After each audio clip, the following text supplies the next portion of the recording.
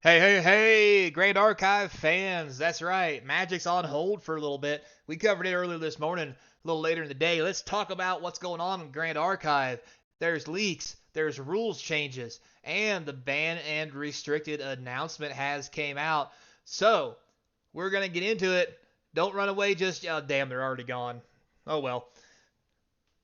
We're going to look at it anyway. So, don't forget, comment, like, subscribe. It helps keep the channel sponsor free. So here we go. So we're going to start off with the leaks from um, Fractured Crown. Two more came out, and they're for the Assassin. And oh, are they sexy. Not only they look good, but they are good. Makes me want to think about making an Assassin deck, and I'm not even joshing. I don't know a Josh. Actually, I do know a Josh. That's not the point. But anyway, so first we have for the Assassin, Thieving Cut, a cost of 2, normal card. It's Assassin, Dagger, it's an attack. It has Prepare 1, which means you can remove a prep counter from your Assassin. On hit, if Thieving Cut was prepped, you get to draw a card, and it does 3 damage, not 2. This is insanely good. 2 mana to hit for 3 plus draw a card, get faster through your deck. This is beautiful. Plus, it's normal. Like, you don't have to have a certain element type. All around, just good. And I like the quote, too. What's yours is mine. It's like my wife says that. Anyway, so, and also with that, we have an actual assassin ally.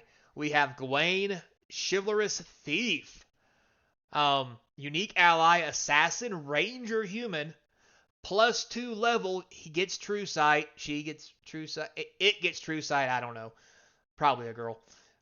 Class bonus on champion hit, you may sacrifice Gawain. If you do, look at opponent's memory and discard a card from it. That is amazing. It only costs 2, comes out quick. It's 1 for 1. The ability to eat your opponent's memory and take cards out of their hand so they can't do what they want to do is absurd. I don't see why people don't play for this. It is a super rare, and this is gonna be money. I got a feeling. This seems really sweet to me. You guys tell me what you think. What was the other one? The other one was a common. That's fine. But this is gonna be a really sweet super rare, and man, I can't wait to see what the collector card version of this looks like. Man, it's got to be hot. So, there we go. There's our leaks for Fractured Crown. So now let's get into gameplay. Rules changes, ban restricted list. So what we'll do, we'll go over here and we'll dial up the rule update. So first off, um, the main rule update we've got right now is this is in the anticipation of the DOA regional season and store championships. Before that starts, the rules change is, as you can see right here, a champion leveling up will no longer wake it up. Now, that's not something that I've done in the past. Um, and with that said, I mean, if I did know about it, it probably wouldn't have changed a whole lot, but it would change how we play. But anyway, the point is, if you attack with your champion, you can then level him up, and it would wake him up. Now, normally, you can't do that um, after you've attacked unless you have a dungeon guide. So it was giving people extra attacks. That's why Dungeon Guide was so expensive. Still a great card. But what they've done now is if you level him up outside of the normal main with a Dungeon Guide or another effect, he will not wake it will not wake the champion back up, allowing another attack. And it says down here their reasoning. The mechanic where leveling up your champion allows it to wake up again has been something we have discussed internally for game design for a while now. We are aware that it has been a point of discussion several times in the community. Initially, this rule was made to give a feeling akin to a burst of energy you get from leveling up a character in an RPG. Makes sense. While this works in terms of flavor, this sort of mechanic is unbalanced. They're right. Giving certain champions an edge over others initially, which therein limits design space. Yeah, this is a big boon to probably non-mage characters. I'm not sure about tamers, per se, as I haven't really played a whole lot of a tamer. But for like Lauren or Lorian, being able to swing twice is just absurd. She is so powerful. So it goes on to say, we no longer feel this rule is worth keeping as the problems it creates far outweigh the touch of flavor we wanted to incorporate. It says here in more detail the two primary reasons for this rule in design space limitations and champion momentum. In terms of design space, it affects our ability to design interesting interactive champions that focus on activated abilities that rest, such as Merlin, good point, and many of the attack and combat focused class, another good point.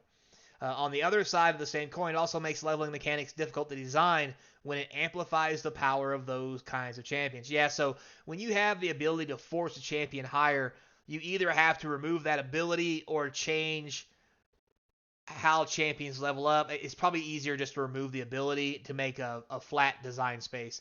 You can make a flat design space the other way, but people have said before, it's kind of like, do you want... Think of Yu-Gi-Oh, right? The biggest problem I had with Yu-Gi-Oh was the giant numbers. I have 10,000 health, and I'm going to attack you for 6,500. How about I've got 100 health, you hit me for 65? Why all the zeros? Kind of the same thing here. So instead of going up and making large math numbers, let's take it down a level, keep the numbers small, easier. That way, as the game progresses, those numbers can get bigger without them being Yu-Gi-Oh level numbers. Whew. Anyway, so implications that affects things like Dungeon Guide, Beseech the Winds, and Freezing Hail. As you can see here, these two let you wake your champion up outside of the level up phase. And then this one here, it says it doesn't wake up until its controller's next wake up phase. This allows you, once someone freezing hails something, it stays that way. It doesn't you don't get to freezing hail and then untap it by level and untap your champion by leveling it up. So good point to that.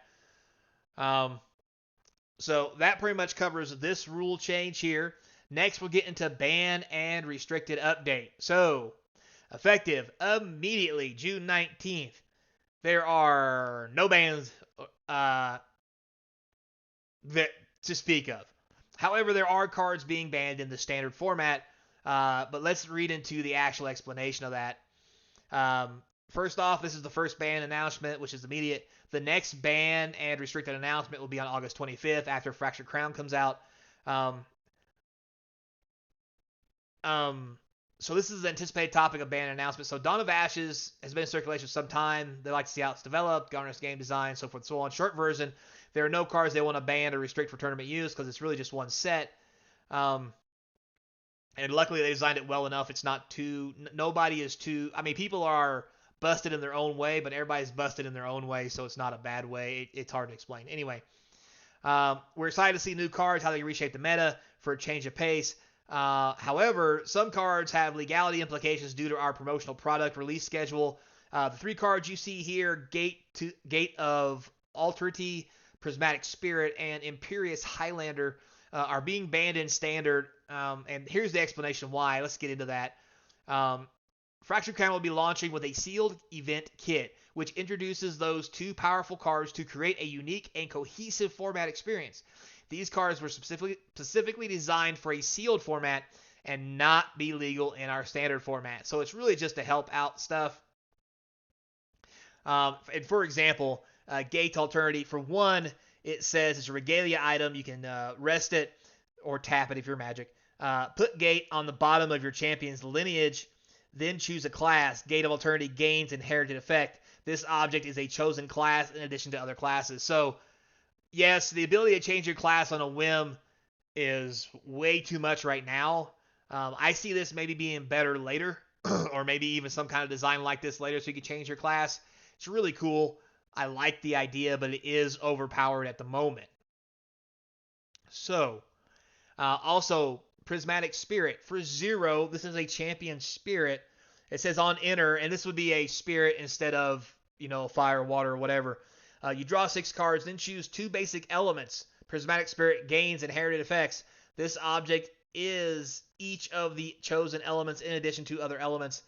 This is a dual land, basically, if you're in Magic, or a dual anything, double resource. It lets you do two different things at once and would be really broken in the format of standard for Grand Archive, because the ability of class bonuses really makes cards worth playing. And when you have two stuck together, it really opens up a realm of some wow. And I don't think we're ready for that yet. I think we'll do it later. I think they will do it later. Right now, I don't think it's the time to go that far just yet. Maybe in Fractured Crown or the next set, as long as we're in that first alpha phase, we'll see the dual resource kind of style. So next we have the Imperious Highlander. This card will be released in Fractured Crown. However, this card will be receiving a promotional alternative art that will be released before the official release date of Fractured Crown. So we're banning the use of this card in competitive events until August 25th. Good move. It comes out early. People will want to play it. Just let them know it's not usable until Fractured Crown comes out. So it's not really busted. For 3, you get a 2/2. It is good. It's a normal ally warrior. On enter, it gets plus X to its attack until end of turn, where X is the amount of allies target opponent controls more than you control. Really situational, not all that great. It's only a common.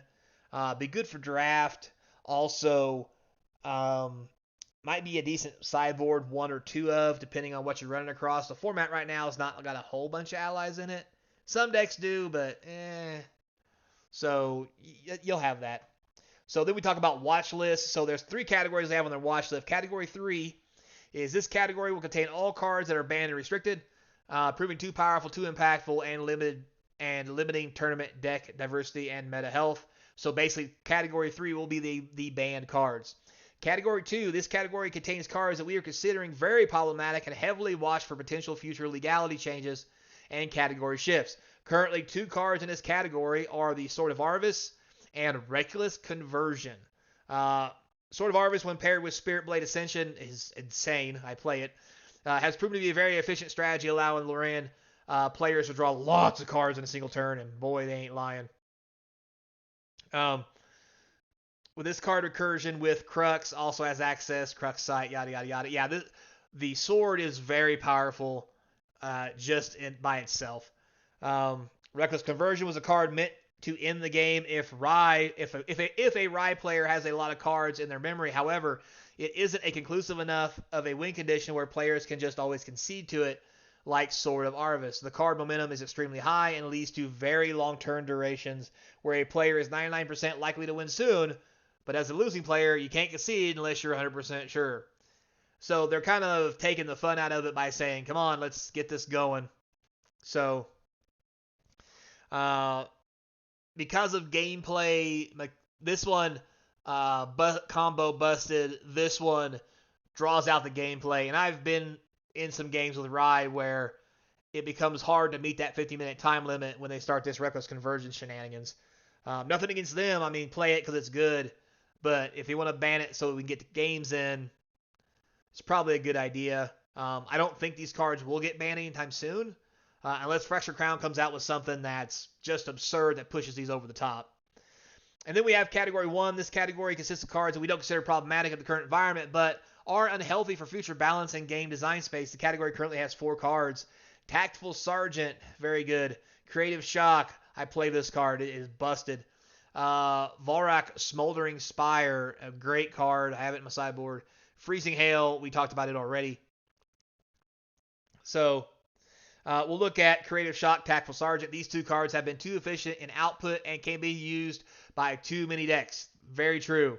Wind, Fire, like these are the most predominant decks. I hardly ever see a water deck because they don't have anything like this. It's just way too good. So they do predict Creative Shock will be used in too many fire decks. Tactful Sergeant will be used too many attacking class wind decks in the future. Probably Creative Shock, definitely. Tactful Sergeant, maybe not. I think there might be better cards with better things. A 4 for to draw just to replace itself and get a 1/4. I think it's kind of weak. I mean, it's good now, but as we get more cards in the pool, I think this is going to probably fall off. Domains by design are extremely difficult to interact with. Very true. Because of this, they have added costs which make them less efficient than other card types. However, the Smoldering Spire is problematic because the additional upkeep costs never needed to be realized if all the damage is done on the same turn. Also true. Um, I mean, the Smoldering Spire pretty much is just, here it is, now I'm going to kill you. So, and it's too hard. There's no way to interact with domains, so it's probably not a good idea, so I get that. Freezing Hail efficiency has increased a lot due to recent rules change. Since things no longer wake up when you level them, this may be too good for 2. Because it's basically time walking their unit, and it can be an ally or their actual guy, which can honestly shut somebody down for quite a while if you run 4 of these and you just do it back to back to back.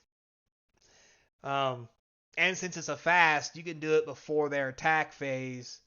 So technically, if you want to get really nitpicky about it, you can keep one. You get, as long as you draw 1 every 2 turns, you can keep your opponent locked down for 8 turns. Which by then, if you're not winning, I don't know what you're doing. Maybe playing solitaire.